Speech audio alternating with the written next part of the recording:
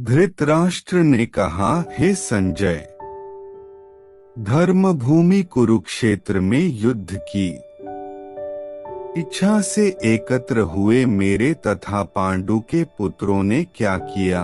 L तात्पर्य: भगवद गीता एक बहुपठित आस्तिक विज्ञान है जो गीता महात्म्य में सार रूप में दिया हुआ है। इसमें यह उल्लेख है कि मनुष्य को चाहिए कि वह श्री कृष्ण के भक्त की सहायता से संवीक्षण करते हुए भगवद गीता का अध्ययन करे और स्वार्थ प्रेरित व्याख्याओं के बिना उसे समझने का प्रयास करे। अर्जुन ने जिस प्रकार से साक्षात भगवान कृष्ण से गीता सुनी और उसका उपदेश ग्रहण किया, इस प्रकार की स्पष्ट अनुभूति का उदाहरण भगवद गीता में ही है। यदि उसी गुरु परंपरा से निजी स्वार्थ से प्रेरित हुए बिना किसी को भगवद गीता समझने का सौभाग्य प्राप्त हो तो वह समस्त वैदिक ज्ञान तथा विश्व के समस्त शास्त्रों के अध्ययन को पीछे छोड़ देता है। पाठक को भगवद गीता में न केवल अन्य शास्त्रों की सारी बातें मिलेंगी अपितु ऐसी बातें भी मिलेंगी जो अन्यत्र कहीं उपलब्ध नहीं हैं। यही गीता का विशिष्ट मानदंड है। स्वयं भगवान श्री कृष्ण द्वारा साक्षात उच्चरित होने के कारण यह पूर्ण आस्तिक विज्ञान है। महाभारत में वर्णित धृतराष्ट्र तथा संजय की वार्ताएं इस महान दर्शन के मूल सिद्धांत का कार्य करती हैं। माना जाता है कि इस दर्शन की प्रस्तुति कुरुक्षेत्र के युद्धस्थल में हुई जो वैदिक युग से पवित्र तीर्थस्थल रहा है। इसका प्रवचन भगवान द्वारा मानव जाति के पथ प्रदर्शन हेतु तब किया गया जब वे इस लोक में स्वयं उपस्थित थे।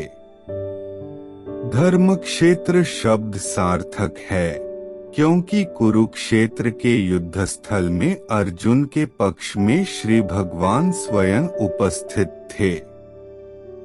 कौरवों का पिता धृतराष्ट्र अपने पुत्रों की विजय की संभावना के विषय में अत्यधिक संदिग्ध था। अतः इसी संदेह के कारण उसने अपने सचिव से पूछा। उन्होंने क्या किया? वह आश्वस्त था कि उसके पुत्र तथा उसके छोटे भाई पांडु के पुत्र कुरुक्षेत्र की युद्धभूमि में निर्णयात्मक संग्राम के लिए एकत्र हुए हैं। फिर भी उसकी जिज्ञासा सार्थक है। वह नहीं चाहता था कि भाइयों में कोई समझौता हो, अतः वह युद्ध भूमि में अपने पुत्रों की नियति, भाग्य, भावी के विषय में आश्वस्त होना चाह रहा था। चूंकि इस युद्ध को कुरुक्षेत्र में लड़ा जाना था, जिसका उल्लेख वेदों में स्वर्ग के निवासियों के लिए भी तीर्थस्थल के रूप में हुआ है, अतः धृतराष्ट्र अत्यंत भयभीत था कि इस पवित्र स्थल का युद्ध के परिणाम पर न जाने कैसा प्रभाव पड़े। उसे भली भांति ज्ञात था कि इसका प्रभाव अर्जुन तथा पांडु के अन्य पुत्रों पर अत्यंत अनुकूल पड़ेगा क्योंकि स्वभाव से वे सभी पुण्यात्मा थे। संजय श्री व्यास का शिष्य था, अतः उनकी कृपा से संजय धृतराष्ट्र के कक्ष में बैठे बैठे कुरुक्षेत्र के युद्धस्थल का दर्शन कर सकता था। इसीलिए धृतराष्ट्र ने उससे युद्धस्थल की स्थिति के विषय में पूछा। पांडव तथा धृतराष्ट्र के पुत्र दोनों ही एक वंश से संबंधित हैं, किंतु यहाँ पर धृतराष्ट्र के वाक्य से उसके मनोभाव प्रकट होते हैं। उसने जान बूझकर अपने पुत्रों को कुरु कहा और पांडु के पुत्रों को वंश के उत्तराधिकार से विलग कर दिया।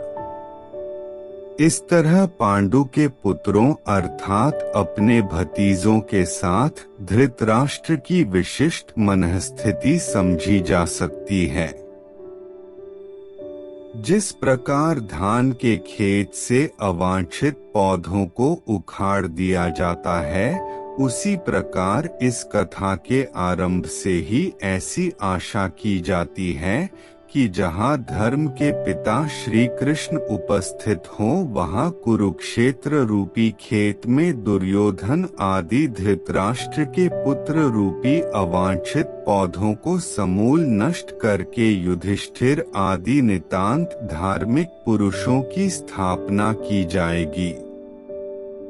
यहाँ धर्म क्षेत्रे तथा कुरुक्षेत्रे शब्दों की उनकी ऐतिहासिक तथा वैदिक महत्ता के अतिरिक्त यही सार्थकता है।